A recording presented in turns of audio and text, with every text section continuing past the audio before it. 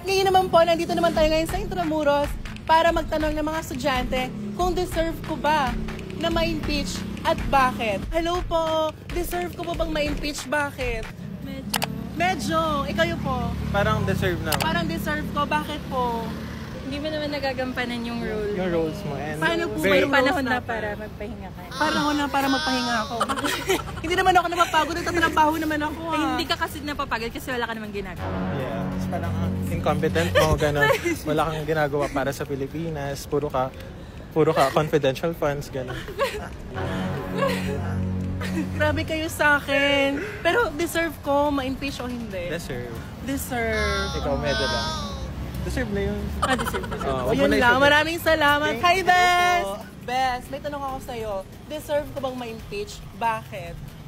For me po is hindi. Hindi. Bakit? Bakit? So far, nakikita ko kung paano po kayo maging isang ganap na tao. Ay, Okay tao? po. Sila isang tao. Yes Tao ba po. ako? Ay, hindi. Hindi, sakto Diyosa? lang. Ay, laro. Ate, deserve ko bang ma-impeach? Impeach, charot. Bakit naman po ako deserve ma-impeach, ate? Explain nyo kung bakit deserve ko ma-impeach, ate. Kasi, bakit ka magnanakaw tapos at yung pera ng tao ginagamit mo para sa pocket mo? Hindi totoo yan! Deserve ko ma-impeach. Deserve. Thank you so much.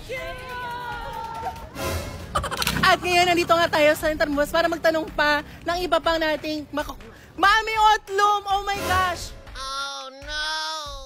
Si Mami Otlum, kaya tanongin natin siya, Mami Otlum, ano ba sa tingin mo, deserve ko ba na ma-impeach at bakit? Bipitasha? Yes. Sa totoo lang po, binoto ko kayo, hindi niyo po kalaban ha. Pero kamumura niyo po sa aming mga Pilipino ba? Dapat na po ma-impeach na kayo, would you mind? Pero deserve ko ba na ma-impeach, Mima? Kung tutusin po natin. Harapin mo ako. Deserve ko bang ma-impeach, Mima? Dapat lang! Dahil masyado niyo kami niyuyurakan. Sa totoo lang, ma'am, alam niyo po ba? Ha? Ikaw, ibinoto ka namin, dapat bigyan niyo kami ng dangal sa buong mundo. Pero ikaw pa, ang sisira sa amin. Simpleng paliwanag lang ng matematik para sa iuulat mo sa amin na pera ng bayan. Hindi mo pa maiulat! Ha? Deserve ko nga. Bes, may tanong ako sa inyo.